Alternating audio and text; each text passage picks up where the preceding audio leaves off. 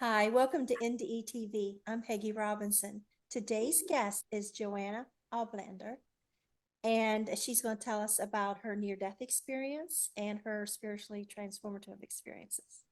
So, hi, Joanna. Hi, how are you? I'm good. So, feel free to start wherever you like and take as long as you like.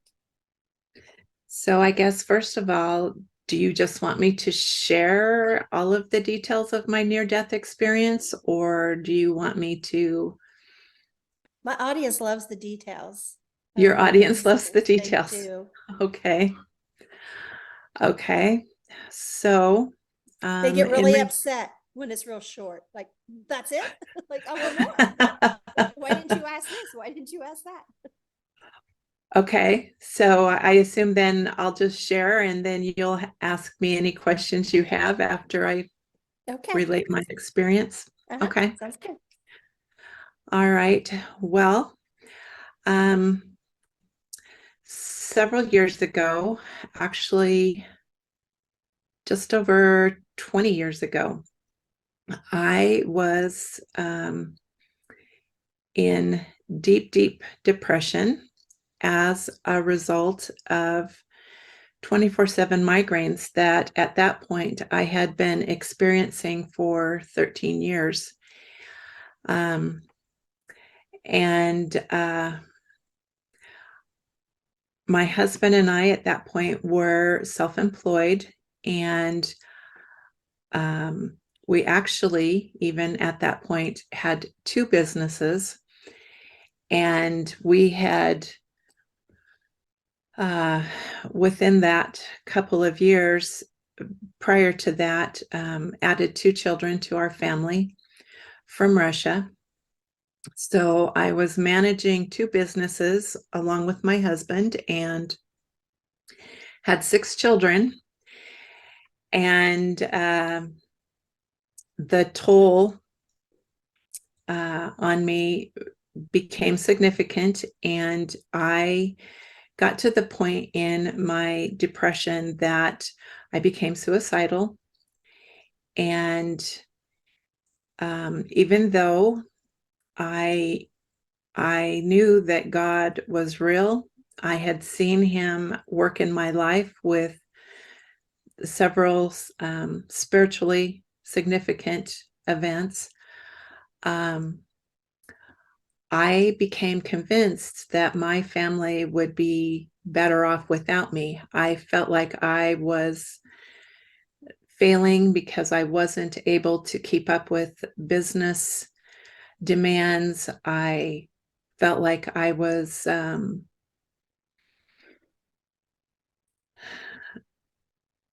both failing and I was flailing, and I didn't see a way to turn it around because um, no efforts on my part to resolve my headaches were um, presenting themselves. And so I, um, we started having significant financial issues because I wasn't able to keep up with everything. And started receiving calls from bill collectors. And one night I received a call from a woman who was a bill collector. I tried to explain to her my situation, told her I was trying to do the best that I could.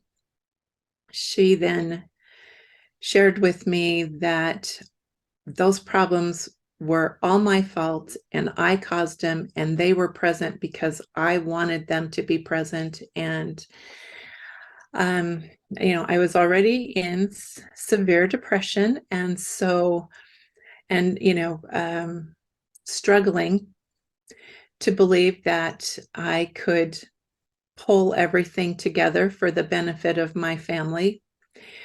Um, and that just became my last straw.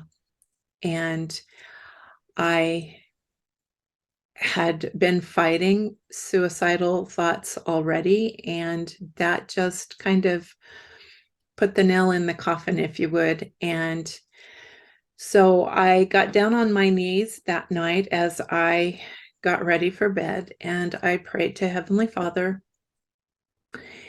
and I thanked him for everything he had done for me. I knew that he had been with me in all of my struggles. I knew that he had greatly blessed me.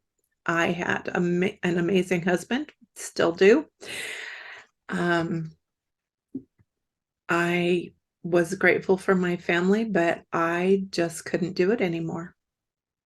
And I had decided at that point that the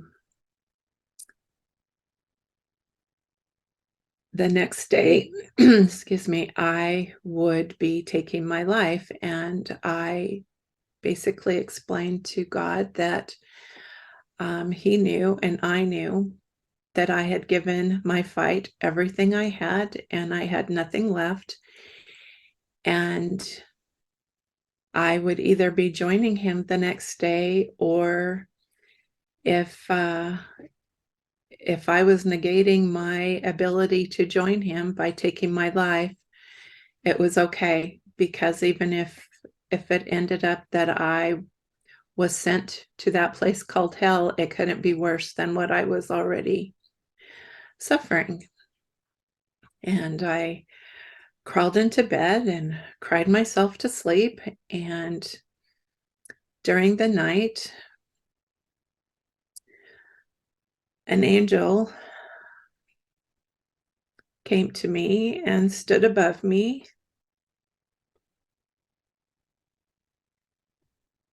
And he extended his arm to me and didn't say anything, but I knew that he was gesturing for me to reach out to his hand. And I did.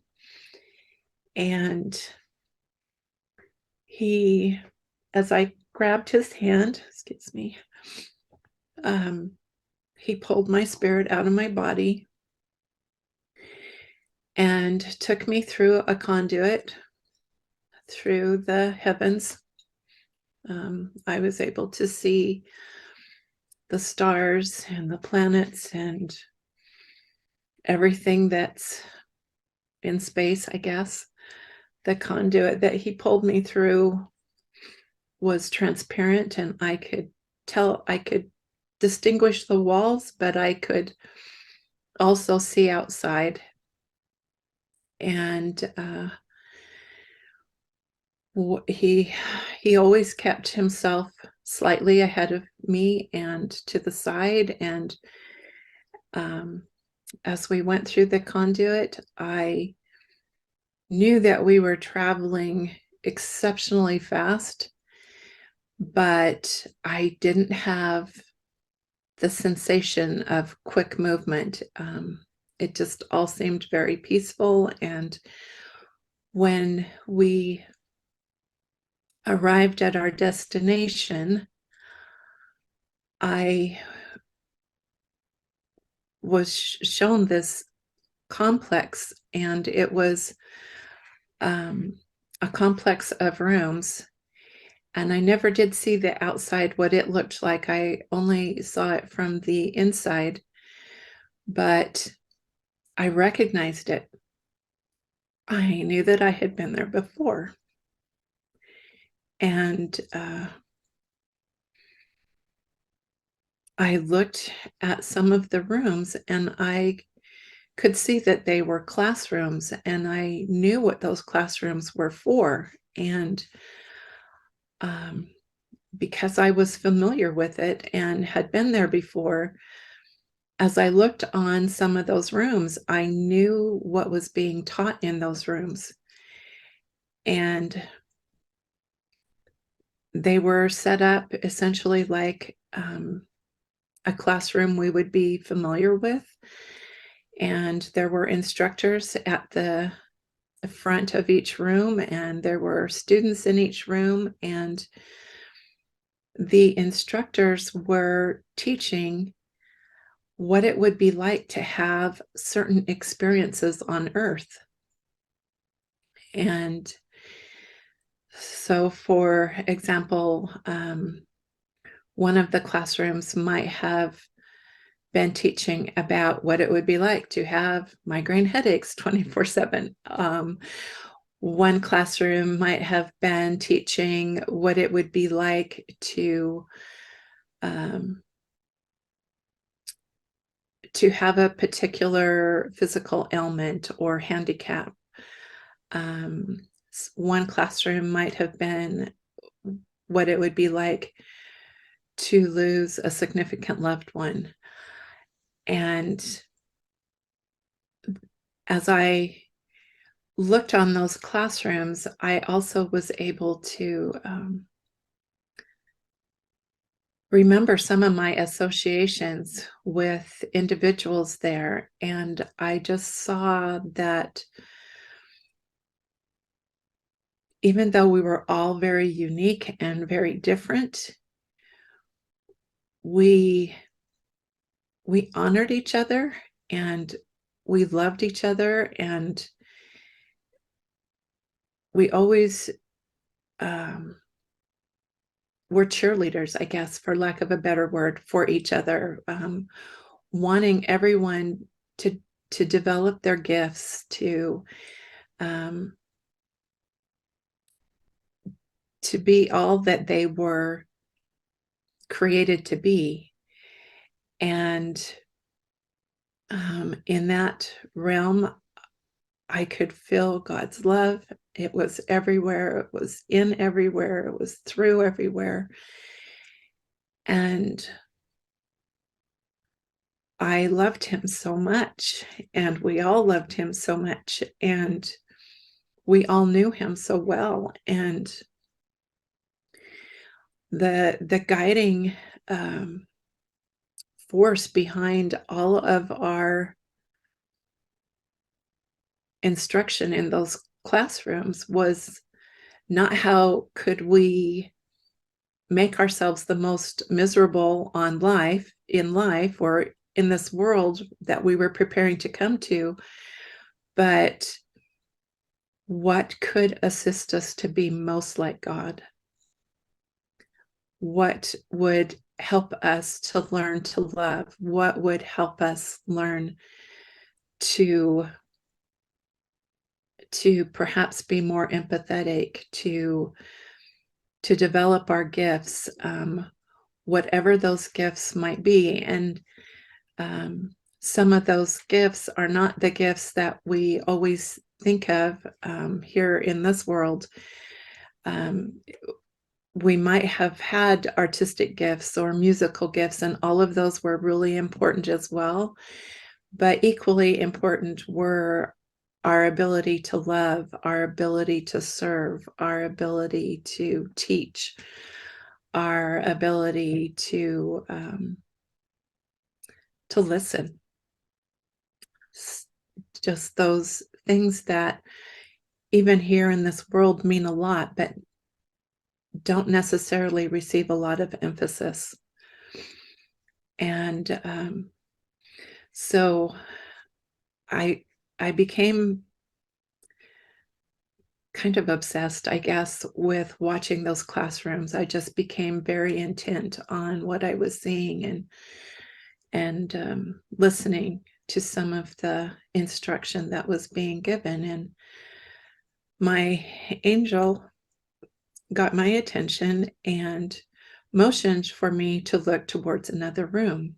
And the room that he instructed me to look towards was not a classroom. It was just a room that was mostly empty except for a few pieces of furniture. And there was an individual in that room. And as I looked at him from a distance, I knew I was seeing God. I recognized him. I knew his outline. I knew who I was seeing, just like I would know that I was seeing one of my sons from a distance. And as I looked at him, I saw that he was looking towards the door in that room. And that he could see through the walls just like I was able to see through the walls of those rooms. And as I looked, he was seeing two individuals approach the door. And I looked at those two individuals and was amazed that the two individuals that were approaching the door were myself and my now husband, Greg. And there we were not married, but both of us were together and we were approaching that door. And I saw God answer the door, open it as they approached or as we approached. And he greeted us. And as he did that, I was able to feel his hugs again, just like I had with the meeting that had originally taken place. And I could watch them. And I knew that what I was experiencing and what I was seeing was a meeting that had taken place before I came to this world. And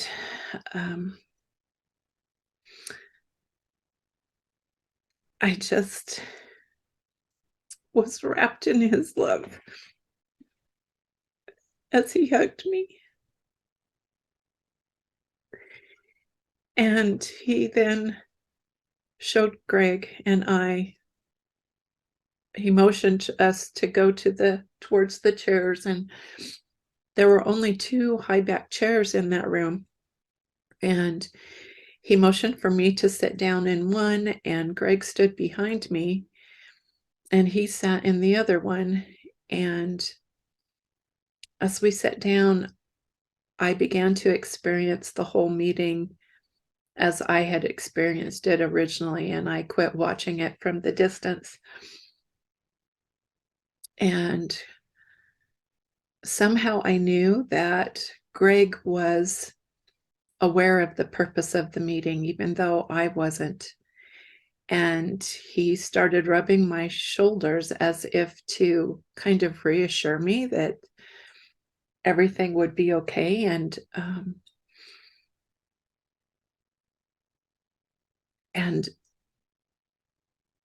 I guess I need to back up a little bit. As I had watched that, the other thing that happened was that all of my memories of that sphere or that realm were restored. And I was able to see everything that I had ever been a part of, the relationships, the events,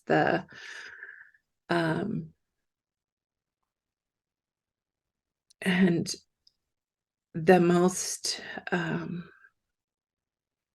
amazing part of that was that I was able to see the real me. Here in this world, we kind of become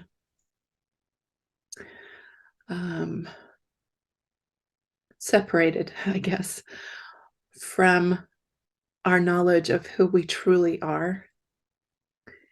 And as I was reunited with those events and my knowledge of myself and all that I had experienced and all that I had done, I was utterly amazed at how amazing I was. And I don't mean to sound that in a conceited or arrogant way. I just was astounded with how much ability I had and how much capacity I had and how much I knew that I haven't been allowed, and none of us have been allowed to remember here in this world. And the most amazing part of that was realizing that I was not alone in that,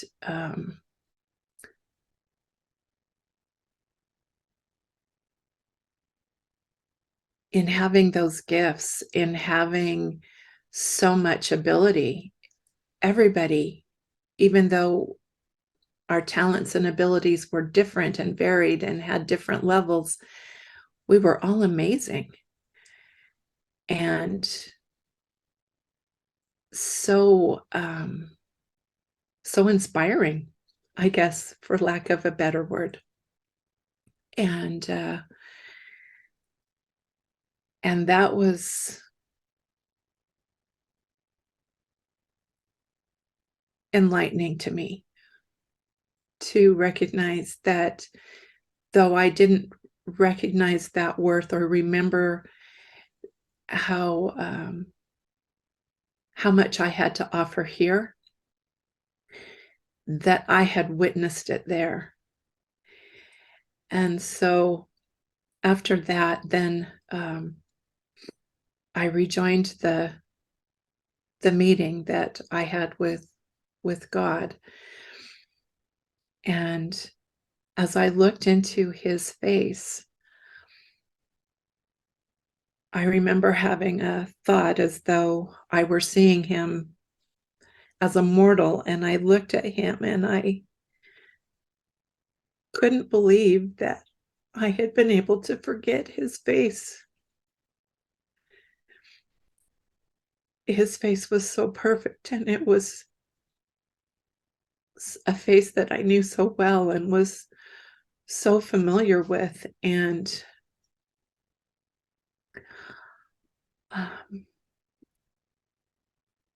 as I talked to him and as he talked to me, I realized that there was a block on my memory that kept me from remembering that world that was exceptionally strong. And I've always believed that there was an existence prior to this world, but always felt, because I had had so many spiritual experiences, that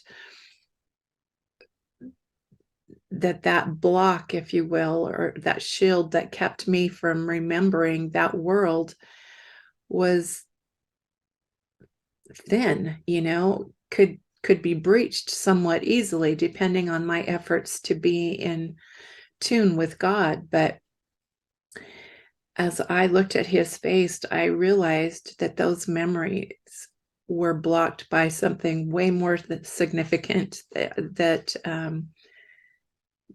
those memories were not easily breached or accessed by any of us, even though our ability to be connected with heaven could definitely happen and does happen, and that we need to work to make that happen. But I realized that those memories and our knowledge of that sphere or that realm of existence for us is well protected from our memories, so that we can be tested and perhaps even out of compassion. I know that sometimes I have felt homesick for that world even before I had my near-death experience. And I realized that if I had the ability to remember everything about it, I would just want to be there so much that it would impact my ability to do things here. So as I met with God, he explained to me that he had an assignment for me that he was asking me to accept. And he knew that it would be very difficult. But he assured me that he had every confidence in me, in my ability to accomplish what he was asking me to do once I came to this world.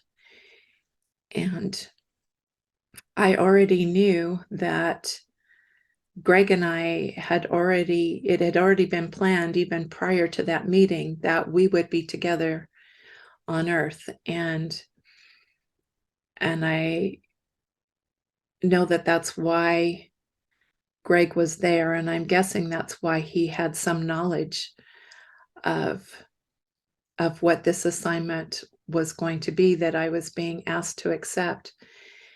And as God explained what he was asking me to do, he then motioned for me to look through the conduit that I had been brought through by the angel. And I was able to see my life as it would transpire if I chose to accept that assignment. And I saw every detail of my life in what seemed like a very short amount of time. But I also knew that what I was seeing could be changed by my decisions once I came into this world. That if I chose to seek God and to utilize his help in fulfilling that assignment, then what I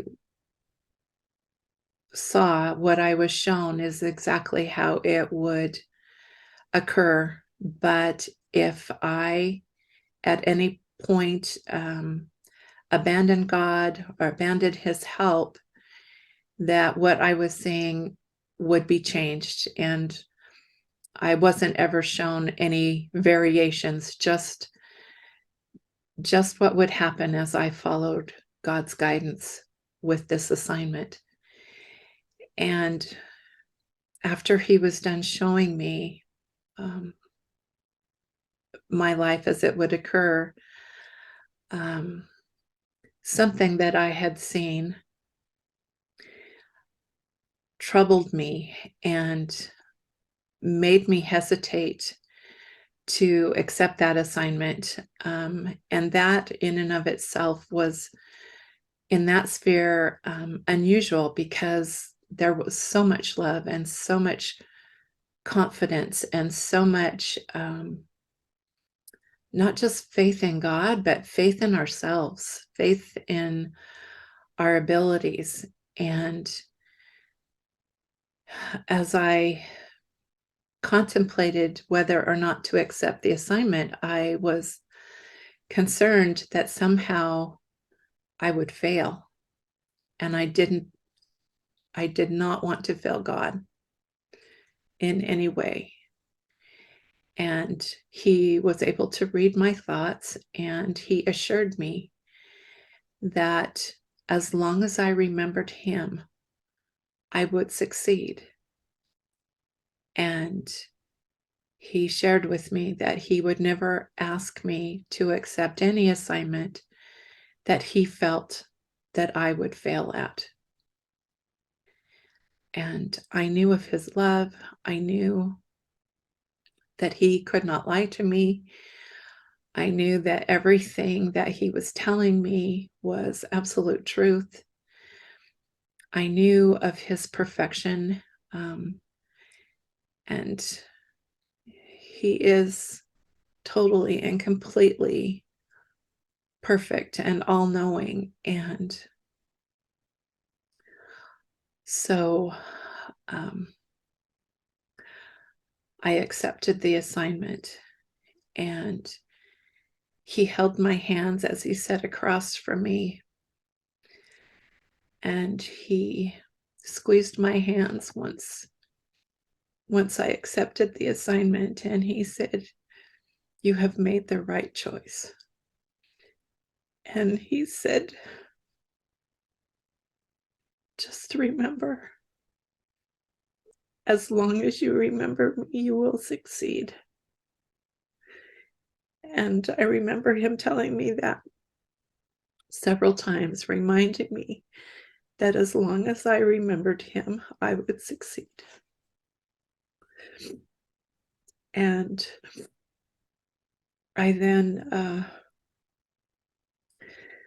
he motioned to us that our meeting was over. And as we got up to leave, I was returned to my body. And I have no recollection of the trip back.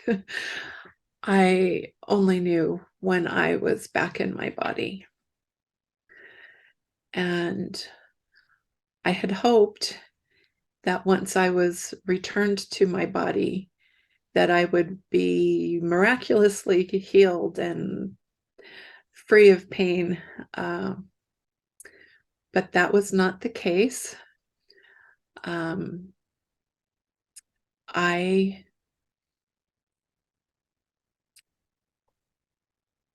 As I was returned to my body, I felt the pain, still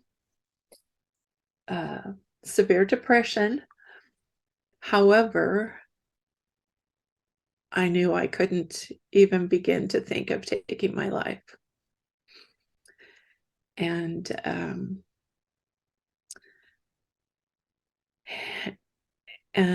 several months later, as I contemplated on that event, that my near-death experience, I wondered about who my angel was that had taken me, because I thought it was kind of strange that he had never faced me face to face. I knew that he loved me. He seemed familiar to me, but I never saw his face straight on. And it was then revealed to me that the angel who had come and what I call rescued me was my grandfather.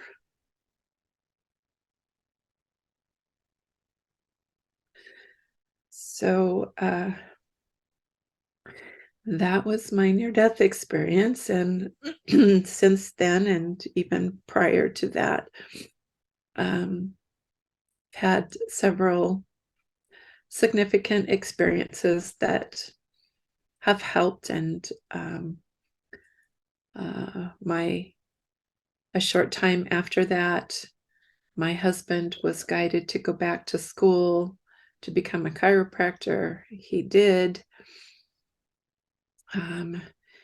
After 13 years of failed attempts with medical doctors, several months working with chiropractors at his school helped me to discover the cause of my headaches and eliminate them. And as soon as that occurred, my depression went away as well. So what was wrong that was causing the headaches? MSG, monosodium glutamate. So once we discovered what it was, the doctors put me through everything, through structural tests, through x-rays, through studies, had me keep food journals, etc., etc. And I finally decided that it had to be MSG. And it was. When I eat something with MSG in it now, I have a severe 3-day migraine. And it's in enough foods that I was just getting a consistent dose all the time. Wow. Wow. So Yeah. everybody's going to want to know, so what did God look like? You say he looked human. Yeah, he was. He had a human form. Is there anyone you could compare? Like he kind of looked like him, or?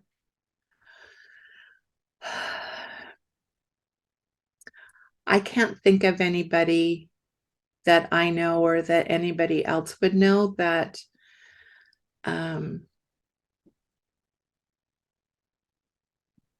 that he looks like, or that looks like him. would I probably be the better way to say it. I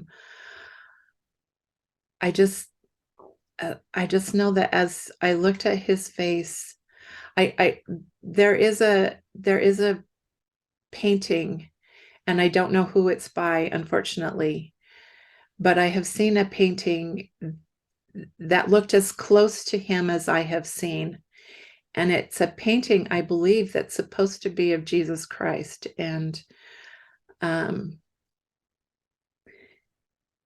he had beautiful eyes. He had a beautiful face, but it's hard to explain because I can't say that what made him so beautiful and so amazing to look at was because he had incredible features.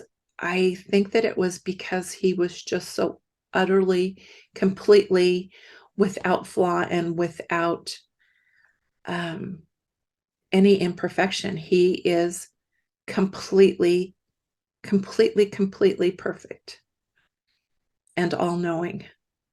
Did you get any understanding of like why are we supposed to go through these jobs here? They're for our instruction and for our advancement, I guess maybe is a way to put it. I think that as we go through those experiences here in this world, some of them can be just so excruciatingly difficult and hard that we just think, why do we have to go through this? Or why do we even have to watch someone else that we love go through that? And I'm not sure that in this life, most of the time we can understand, but I think that all of us, after having gone through some of those experiences, look back on them and look at what we've learned, and we just innately value the lessons that we've learned, the growth that we obtained from going through those experiences, even though at the time we're going through them, we go think, really? Seriously? Is this what I have to go through? Why? What is this supposed to do? A little over a year ago, my oldest daughter, her husband died from a heart attack and left her to raise 6 children. And those are some of the experiences that even now I look at it and I think, okay, really? What was behind this? Why does she have to suffer so much? Why do her kids have to miss their dad? And yet, because of the things that I know, it's like, okay, I don't understand necessarily the purposes behind it. I just know that God is with us as we go through them if we allow him to be. Interesting. When I wrote my book, I thought, where do I start? Something just let me know, start beginning. And I thought, well, my earliest memory, it's so weird. I don't understand it. And something said, you don't have to understand it. Somebody else will. And so I'm just going to read one paragraph because as you're reading this, for people, it's like, what is this woman talking about? Maybe this will help. Okay, it says, my earliest memory, I am sitting in a crib talking to God. I tell him there's been a mistake. I was sent to the wrong family. I don't know these people. They are strange and they don't like me. I just sit there waiting to be switched to my correct family. I'm sure the problem will be solved, but nothing happens. No explanation, no reassurance, no rescue. Silence is my answer. I am on my own. But since then, I've had more memories of that memory in the baby bed. And I remember as I'm sitting there, remembering the white light in heaven before I was born. And I remember they took such good care of me. It was like there was these women, like every wish was my command. They took such good care. And so I'm sitting there comparing this, what I knew, to what this is now, and thinking, God couldn't have meant to send me here. He wouldn't have done that to me. And, I think as an adult, how did I have any concept of God? How did I have any language to even be praying in my mind to God? And what you're saying makes me feel that's validated. Does that make sense? It does. Is that, like, I remember being there. Not to the extent you went through, in your experience. Right. Well, and see, since I have returned to my body, there were things that I was shown there that I once again have not been allowed to remember. I can remember certain parts that I saw and observed. And the interesting thing for me, at least, is that even though I haven't been allowed to remember what I saw of myself in that existence, the things that I saw me do, I know that I saw that. I just can't remember the exact events. And same thing in regards to what I was shown of my life. But I have been allowed to remember how I felt as I saw those things.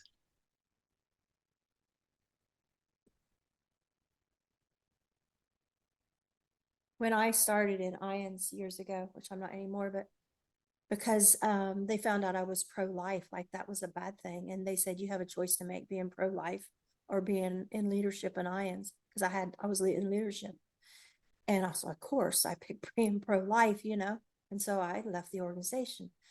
But they were using, and some still do, they use NDEs to promote abortion. And what you're saying and what my gut feels is we're all sent here with a purpose. Yes. And it's, our purpose is not to be murdered in the womb. No. And they're trying to tell people it is. They're saying these babies decided with their guides in heaven before they were conceived that this is what they wanted, was to be murdered in the womb and be reincarnated later. They are teaching that. That's not true. Isn't that horrible? It is. Are you familiar with the work of Sarah Hines? No. Sarah Hines? Yes. She has gathered stories of the experiences that various individuals have had. She and her husband research, I forget her term for it, but I think it's called pre-birth experiences, is what something similar to that is what she researches. And I was put in contact with her because one of the spiritually transformative experiences that I had was an experience I had with my husband shortly after we were married, where we saw our unborn children, all of them but one, the 5 of them of the 6 appeared to us. And that's a little bit of a story by itself, but she has accumulated research and stories about people who have been visited by their children prior to their births, or she has a book called The Castaways, where she addresses abortion. And I personally am totally anti-abortion. I know that there's a plan in place for each of us to come to this world. it may be that we're coming to multiple worlds, like I may be coming to this earth and someone else may be going to another world, but there is a plan in place for all of us to experience mortality. And it's not, for most, I can't say that they're, obviously, women at times lose a baby through no fault of their own and have those miscarriages. But there is a purpose. And in the Castaways, she specifically addresses babies that are aborted. There are people who have had near-death experiences who have witnessed the area where these babies are and how sad they are and how they want to be provided a body to have a mortal experience, to be able to live their life in mortality. And one of those that comes to mind is a gentleman that was single, that was a nightclub owner of some sort on the East Coast, that had multiple girlfriends, convinced those girlfriends to have abortions once they were found to be pregnant. And, his lifestyle at that point in time did not include God, did not include any religious feelings, devotion of any sort. But he ended up with having a near-death experience, and he was shown those children and realized that those were his unborn children. And even though they were forgiving of him, they were so sad for the opportunity that he and the mother had denied them. And his escort, I believe, if I'm remembering the story correctly, he saw a little boy, and his escort showed him that this was not one of his aborted children. This was a little boy that was supposed to be his, yet, that was yet to come into his life. And he was astounded, because it's like, I've never wanted to be a parent. I've never wanted to be a father. I've never wanted to be married, let alone to have a family. And after his near-death experience, I don't know all of the details. I just know that ultimately he did marry. He had a son, and that he relates how amazing it is to be a father and to have a family. And those were things he would have never, ever pursued or even thought of having prior to his near-death experience. And Sarah's book, the Castaways, it's amazing. And she has other books that share those pre-birth experiences, but the Castaway specifically addresses abortion. And I am, I feel compassion on the women who have had abortions, because I don't feel like anybody can, or at least very few women can go through an abortion and not be emotionally affected afterwards. I think that most of us innately know we're taking a life. It's not just a fetus. Some mistakes we can't take back. I mean, we've all made mistakes that we just can't take back. Right. And yet, like I said, I feel compassion for them. I believe that I know that God still loves them, but there needs to be a voice for life, because that is the plan for this world. I And, saw it.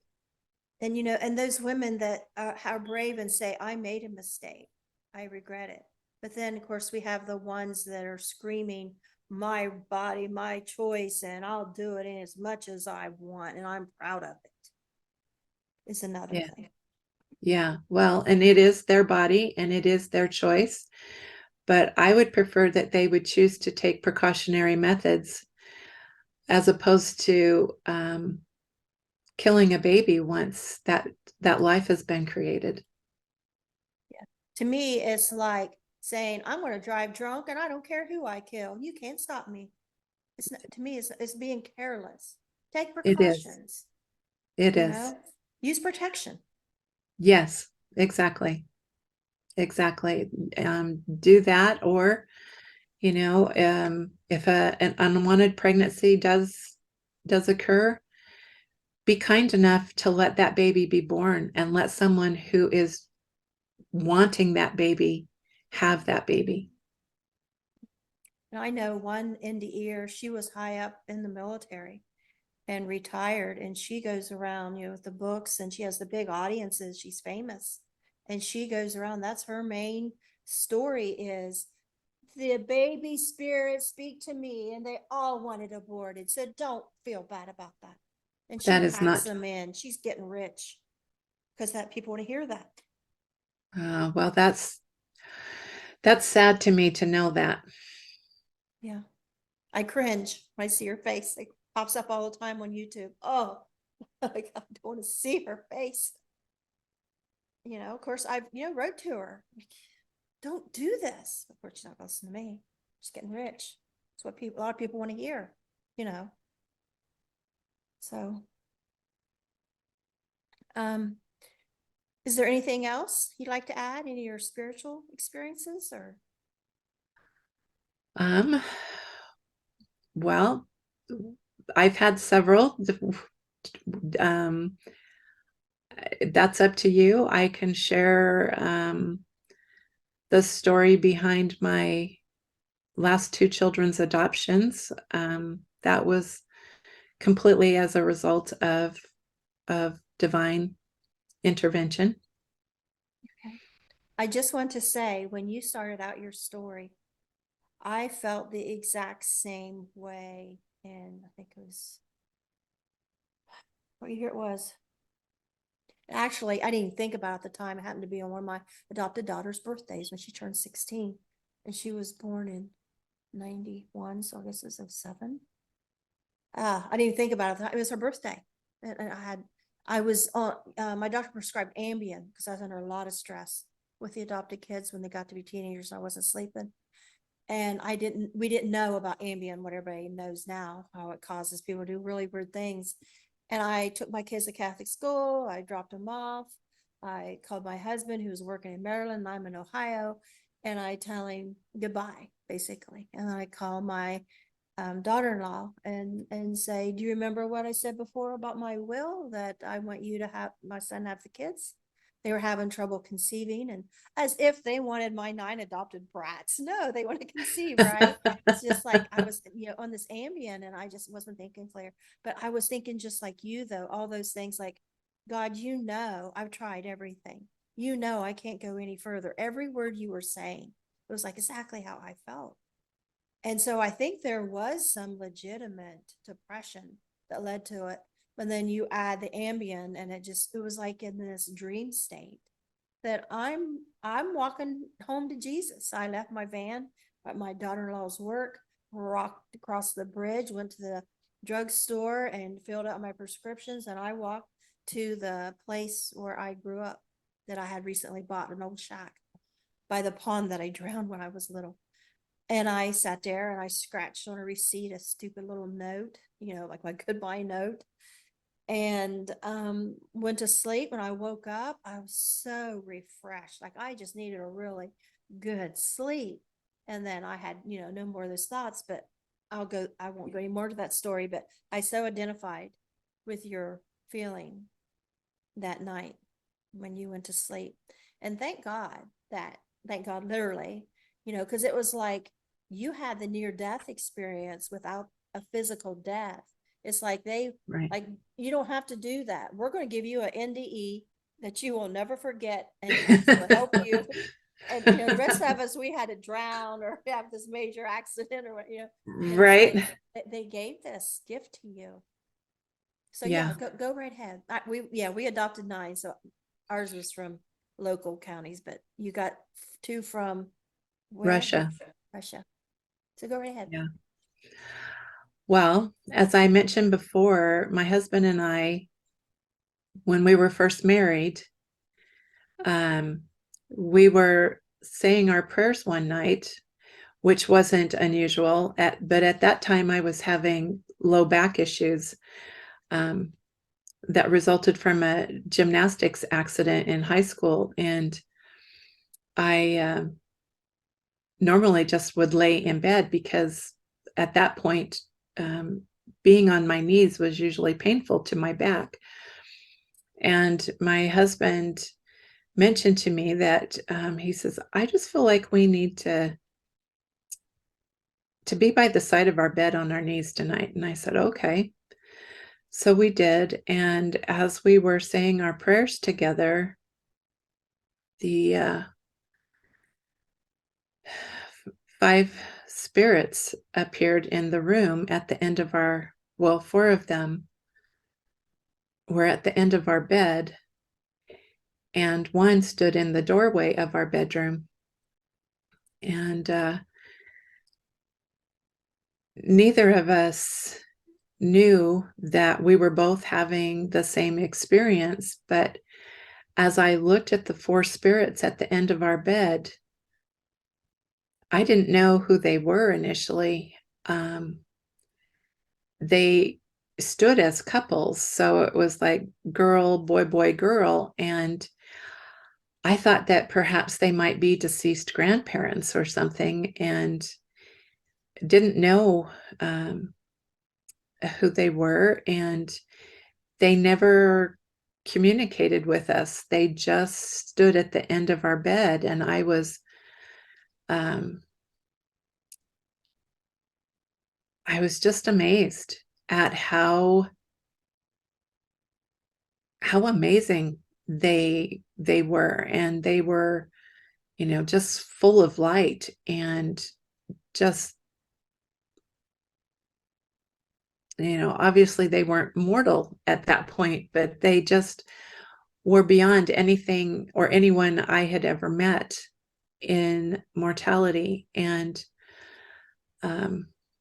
when we were done with our prayers, they were gone. And my husband and I just kind of tentatively looked at each other like, did you see? And did you see? And we started kind of comparing what had just happened for the 2 of us. And we had essentially had the same experience, with the exception that my husband had watched them come into the room, and I had just seen them once they were in the room.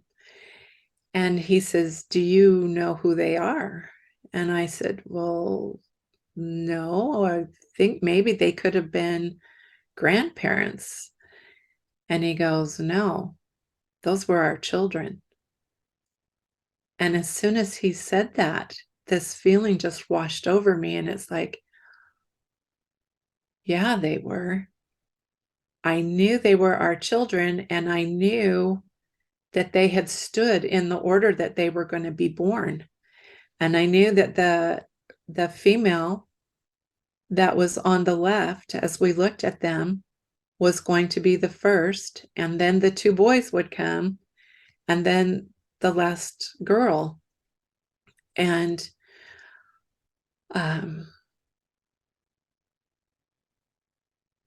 I just was amazed to realize that I was going to have 4 children, because at that point we had thought that I would have significant problems even conceiving. And we talked about the male spirit that stood in the doorway, and neither of us knew who he was. We thought that maybe for some reason he had escorted the four to us. We just didn't know. And a very short time later, I was expecting the first baby, our oldest daughter. I gave birth to her 2 weeks after our first anniversary, and had all four of them within 6.5 years. And had them, was happy. I loved being a mother. I loved them. It was just, I think being a mother became an extra joyful experience for me, because I knew that those children were meant to be mine. It was, the plan was in place that they were to come into our family. And then I was attending an event in Provo, Utah one summer. And as I was walking to my next class, I was outside, and it was just one of those amazing, beautiful days with a completely clear blue sky. And just the classes I was attending were inspirational anyway, so that probably didn't hurt my feelings of euphoria. But as I walked to the next building to meet a friend, a voice spoke to me, and it said, "You have a son and you must find him." And these feelings just washed over me, and my whole physical being was shaken, and my mental ability was shaken. My ability to then have a really logical, coherent thought just vanished. But the one thing that I knew is that fifth male spirit that we had seen in the doorway of our bedroom was this son that I was to find. And I called my husband that night, once I was able to kind of put myself back together a little bit, and let him know what had happened. And he knew too that that's who it was that we had seen. And by that time, I had started having those 24/7 migraines that I had for so many years. And not knowing very much about adoption, we were really concerned that since we already had 4 biological children, that in order to adopt another child, I would need to have no health issues. And so we decided that for the next few weeks or next couple of months, we would really focus on trying to address my headaches even more than we already had. And we were doing that, and we then met some friends at a temple of our faith. And as I was entering one of the rooms of the temple, the voice spoke to me again, and it says, "You have a son and you must find him. His name is Andrew. He is in Romania, and you must teach him his heritage." And once again, those feelings just washed over me, and I was shaken physically and shaken mentally and emotionally. And up to that point, as you know, I had done some casual searching, you know, trying to get information about adoption and looking at adoption sites and whatever.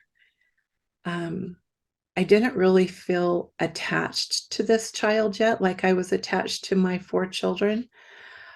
I just knew, I just felt like that once I had him, you know, we would bond. And as I joined my husband in another room and started to tell him about what had just happened, it was though someone opened the top of my head and poured into me the feelings of a mother for this child. And at that point, he became mine. I had the same feelings for him that I had for any of my other 4 children. And I went from being a mom who was excited to add another child to my family to feeling like my child had been taken from me. You know, I needed to know where he was, and I needed to know that he was okay. And as we searched for him, it was during that time when just after the Iron Curtain in Europe had come down, and shows like 2020 and 60 Minutes and those types of shows were airing pieces on the Romanian orphanages and the dismal conditions and how babies were just lying in cribs and not being taken care of, and that they even quit crying because they knew nobody was going to respond to them. And I just couldn't hardly handle that, to think that that might be my baby in one of those cribs who wasn't being taken care of. And I just prayed so fervently every day, most of the day, in my heart, that God would please take care of him. And about a year and a half into my search for him, I was given a dream. And in that dream, I was shown various things. And I was told that there was a little girl with him whose name was Diana, that loved him very much and took very good care of him. And I realized, because at that point, both of my daughters had reached the age of 4 and beyond. And I knew that a 4-year-old could lavish all kinds of attention on a baby, especially if they were a little girl that loved babies. And I knew that she may not be able to change his diaper, but I was more concerned about him being loved. And I just found that so comforting. And it wasn't the solution I had thought of. I just hoped that somehow somebody in an orphanage, or if he was in a hospital, somebody in a hospital, or wherever it was he was, that somebody would just single him out and lavish their attention on him and give him the love that he needed. And it took us a long time to find them. I had a contact in Romania that helped me. He eventually gave up on me, thought I was delusional, that that my story, that my experiences were a figment of my imagination, and that it wasn't really ever going to happen. All of the international adoption agencies told me they couldn't help me. I had to find the child and then they could help me, but they didn't do any child searching.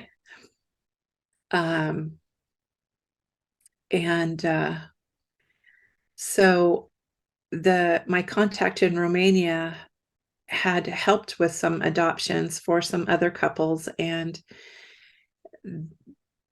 they through contact with them, I was able to make contact with an agency in Utah that did adoptions in Romania. When he gave up on me, then I just kind of latched on to a couple that knew him well, that had contact with him and had Romanian connections. And they eventually kind of gave up on me as well and said, we've looked everywhere. We're not finding anything.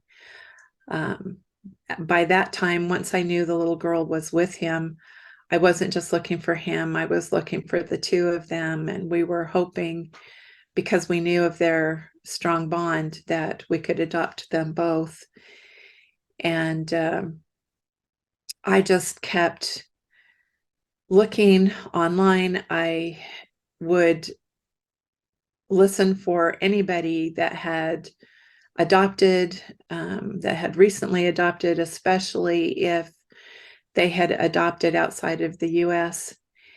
And a friend of mine, knowing what was going on with me and that I was looking for this child, she called me up one day and she said, I just had to tell you, a friend of mine just adopted from Romania.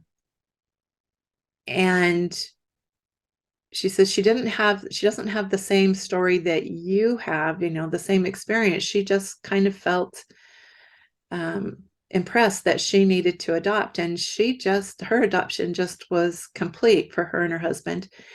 She says, I just felt like I needed to call you, and that maybe by talking to her, it would just kind of cheer you up and give you some hope, because she knew, as my friend, that I was getting really frustrated at that point. I mean, it had been close to 6 years that we had been searching. And I said, yes, give me her number.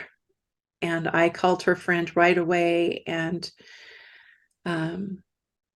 talked to her, shared with her my experience, what was going on. And she said, you need to talk to Mickey. And I said, Mickey? And she said, yes, you need to talk to Mickey Elmer. And she told me that the adoption agency that Mickey was associated with, and that Mickey had helped her through her adoption. And coincidentally or not, it was the very same agency that this couple had been a part of that had given up on me. And I said, okay, give me Mickey's number. And so I called Mickey and I said, you don't know me. I got your number from this woman. Here's my story. Would you, can I share it with you?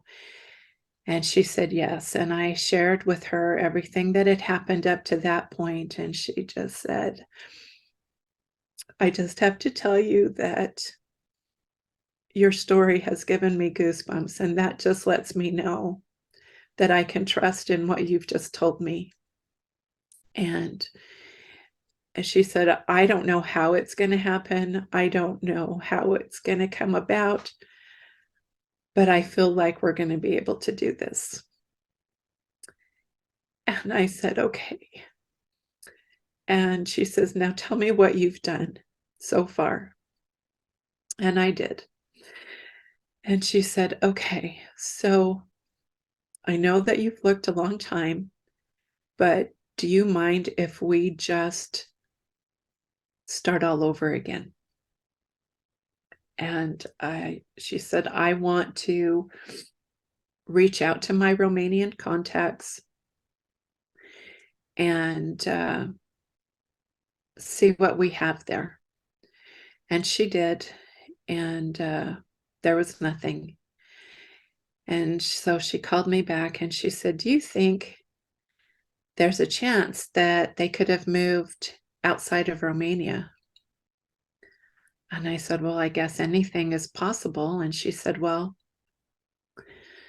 have you ever looked in Moldova? And I said, yes, I have looked in Moldova because Moldova used to be part of Romania. And she says, okay, let me look in Moldova. I said, okay. And she looked and there was nothing. And then she said, okay, what about the other countries that surround Romania? I said, I haven't looked there before. And she said, okay, do I have your permission to look in these other countries? And I said, yes, of course. So she looked and she came back and said, there's nothing there. And she says, I know that you've already been through a lot and that this is really hard. But would you be okay with me opening up our search to every country that we do adoptions with? She says, basically, I will be looking around the world. And I said, at this point, I don't know that we have anything to lose. So please go ahead and search. And she said, okay. And she says, I'm going to set up for you to have contact with the woman that works with our Russian program. She said, there are some secure sites that aren't accessed, just by anyone. You have to have information to get into these sites. And so this woman contacted me, gave me the information I needed to get into those sites, and I looked through them. And I called her back and I said, I'm just not seeing anything. Because as I would search, I would look for them each individually, not knowing if they, would somehow be listed together. And I would also look for children that were together, like sibling pairs or groups. And she says, okay. She says, just one moment. I just remembered we had a new listing come into the Russian program. And she looked at it and she said, what did you say the name of your son was? And I said, Andrew. She said, okay. This little boy's name is Andre. And I said, okay. And she says, and there's a little girl with him. And I said, and what's her name? And she said, Diana. And I said, can you please get me that information on them as quickly as possible? And I think both of us just knew that something was happening. And she says, I don't normally tell people this. She said, but do you have a home study in place? And I said, no, we did one home study initially, but it expired. And we just were advised to wait until we found the children to do another one. And she said, okay. She says, well, like I said, I don't want to get your hopes up, but I have to tell you that I feel like something's happening and you might want to try to get another home study done. And I said, okay. And she says, I'm going to contact the the agency that has provided us with this listing and get all of their information and get their paper or their picture, and will you be available to receive the email from them tomorrow? And I said, yes, I will be available to receive the email from them anytime. And so I arranged with my family that we would all get together when we got home the next day, and we would open this email together because I just felt like something was happening. And as it turned out, there was a glitch with the email and we couldn't open it. So they had to resend it. And this was back in the dial-up internet days. And so it wasn't a smooth process, but the next day we reconvened around the computer again and watched their picture load on the screen line by line by line. And as it was revealed, we just all started crying because we knew it was them. We knew it was Andrew and How old were they then? Diana. Pardon? How old were they then? Well, Andrew was 4 and Diana was 9, and we were told that her name was Dina. And so we actually ended up naming her Dina. And then I found out a few years later, after she could speak English, that she went by Diana. But it was kind of too late by then to legally change her. Or I guess we could have legally changed her name, but we didn't. And anyway, so that put into action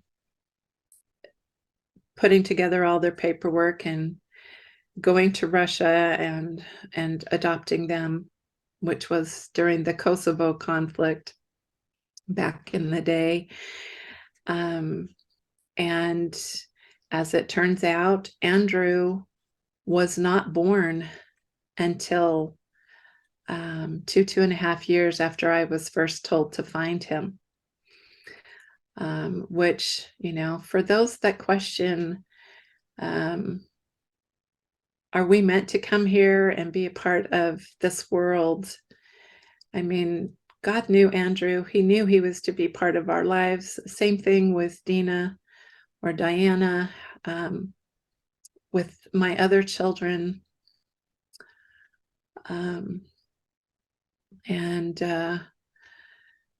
So they then became a part of our family.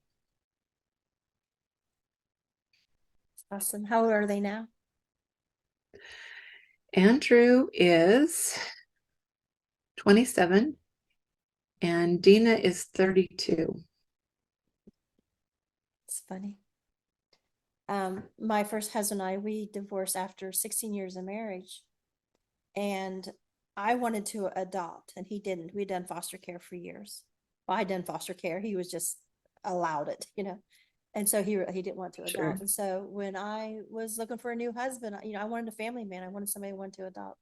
And so I found my soulmate. And it's ironic that my husband, we've married 25 years now, but his ex left Thanksgiving of 94, which when we got married and adopted the youngest little boy, that's his birthday.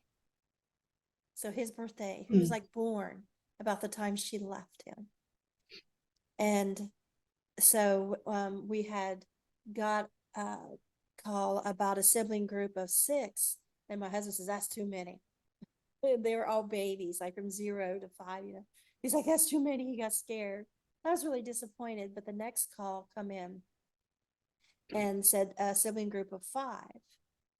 And the we didn't know then, the birthday of the little boy, but they said they were given the ages, and they said, and twin girls, 8 years old, and I had lost twins.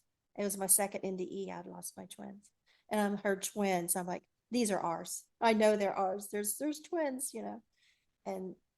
and so, but then later we realized his birthday and thought, and that's when his ex left, and everything, it just feels meant to be. Right. And I got pregnant at 18 right out of high school, and it, when I was pregnant, I was 4 months, and I had a dream that my baby was a boy. He had a third eye here. And from then on, at 4 months, this is back for ultrasounds. I told everybody it's a boy. I know it's a boy. And I immediately after the dream, I said his name's Matthew, because in my childhood, whenever I'd hear the name Matthew, I'd stop in my tracks. Matthew, that is the most beautiful name. When I have a boy, his name's going to be Matthew. And so, yeah, there's this soul connection to these babies that we're just meant to have. Yeah. So it's been a wonderful interview. I've really enjoyed this. Very deep. Very deep. Thanks. Is there anything else you'd like to add, or we didn't get to cover? I think like I said, I've had multiple experiences. I'm going to want to talk to you after this interview, because I've had several dreams, and one of them is to establish a facility to help children and families who deal with reactive attachment disorder. And you're probably aware of what that is. Yeah, we've dealt with it. We dealt with it. After we adopted the 5, we continued to do foster care, and we had a sibling group of 4 girls, and they became available for adoption after a year. And so we adopted them, even though came from a very bad environment, and they negatively affected our first sibling group of 5. And just to summarize, we ended up having psychological evaluations of all the adopted kids, and us included, because the oldest one of that group started telling lies on us. And it come out that, we were perfectly equipped to handle all of our children's problems. But that girl and 2 of her siblings, they got diagnosed as sociopath and, oppositional defiant and all these things. And the psychiatrist said that we may choose to unadopt those last 4, which we didn't, but for the health of our own family, because they were determined to destroy our family. And that word reactive attachment come across on not just those 4, but a couple of our first group. And we later, one by one, 3, we unadopted. They were just, destroying our family. And so, they wanted out, but the grass wasn't greener, because they sabotaged everything they went into after that. It was even worse for them. Right. But yeah, did your kids have that? You're adopted? Yes. Both of them. The daughter more severely. She still struggles. She has very little to do with our family, and is not what I would call stable. And she sabotages virtually all of her relationships eventually, if not quickly. The more that people try to help her or be a support to her, the more likely they are to be her next culprit. Did she get on drugs? She has been on drugs. I don't know to the extent that she uses at this point in time. I know that she does. I just don't know what she's using or how often, or if there's significant usage, or if it's all recreational. I don't know those answers. And as far as Andrew, he went through we went through some difficult years with him. But he still continues to have some emotional issues, but he's happily married. He and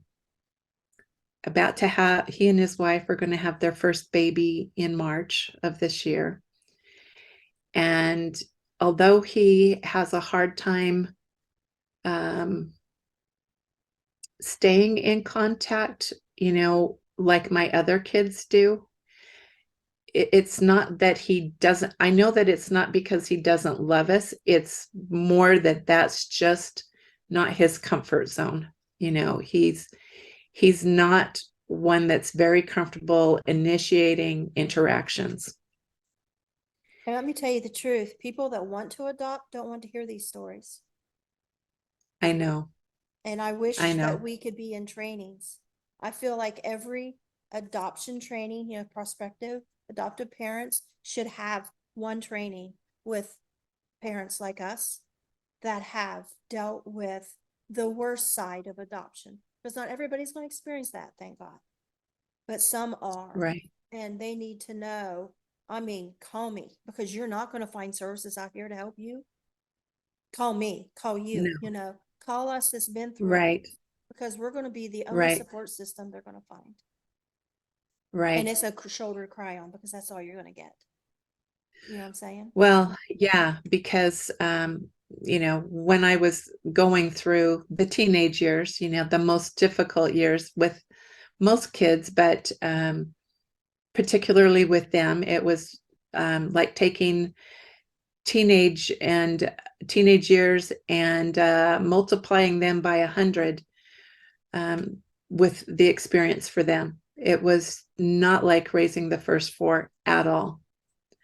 And that's, I suspect, one of the reasons that I need to eventually create that facility for helping the children and their families, because they've already been through trauma. They're acting out and they're not whole, but their families suffer so much abuse and so much trauma as a result. And yet, having been through that and in some ways still dealing with that, I can't deny that they weren't meant to be part of my family. So Just like your headaches, we're given crosses to bear. exactly. Well, and if nothing else, I've gained more than this, but if my only gift, if I'll use that term loosely, is to understand what these other families go through and understand their trauma, and be able to help them. I am part of an online group that's called Trauma Mamas, and they're all in this situation. And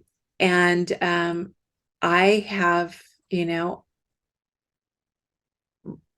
asked them about, trying to work with me to create that facility. And they're so deep into the experience. They're just holding on, and I think you and I can understand how that is. And, I'm beyond that now. I don't have to deal with it with live-in residents of my home, and I don't have to deal with it every day. And when they, basically all responded, we have all we can handle right now. It's like, you're right. You do have all you can handle right now. Well, I have an empty nest and I have the room. I have 9,000 square feet in the country on 23 acres. I would love to turn to something to help. But I don't know how or anything, but I would love to be able to help. I've thought, single mothers with children, to keep them from losing custody, because everybody just wants to pull the kids, and it's a no-win situation. Nobody wins. not the kids, Right. not the adoptive parents, not the grandparents, even nobody wins, you know. And if we could have a Right. facility where come here with your children, I wouldn't take them in, you know, sorry, wouldn't go there. But you know, the Right. women and the children, and to you know, model, you know, parenting behavior, to keep an eye on things, to keep them from being removed. To oh whoa, that's not what you do. You know, let's use a timeout. Let's use a sit down and talk. You know, we don't do that. Just Right. you know, to monitor is all. And sometimes maybe just to be given a roof over your head so you don't have all the stresses of poverty or hunger or whatever. And we live in a country, a very safe place. So I've thought of these things. But I'll send you a copy of my book because I go into Okay. problems we had with the kids. Do you have a copy of my book? No. Okay. Well, when this is over, we'll exchange addresses. Okay. Okay. Well, I send it an email is what I do. So, Oh, okay. and then they can put it on a Kindle. So, but I send it to people. Perfect. But yeah, we got a lot in common. Sadly, I was wondering, I hope this turned out great for her, but something tells me that if you've had them long enough, which you have, that this wasn't a new situation where you're still in the honeymoon phase, because you wouldn't have heard me, what I would have to say. I'm sorry, honey, but this is not going to turn out well for you. I wouldn't have said Yeah. that because ignorance is bliss. Nobody wants to hear that. Right. But it does. It doesn't turn out well all the time. And thank God for the ones that it does, and it's beautiful. Some of my kids have adopted, and God bless them, you know. They got them at birth, and that makes a big difference. You get them a little I older, think so too. and sorry that they've been through hell, and sometimes you can't erase that hell. Right. So, but yeah, Exactly. we've had some lose custody of their children, adopted children.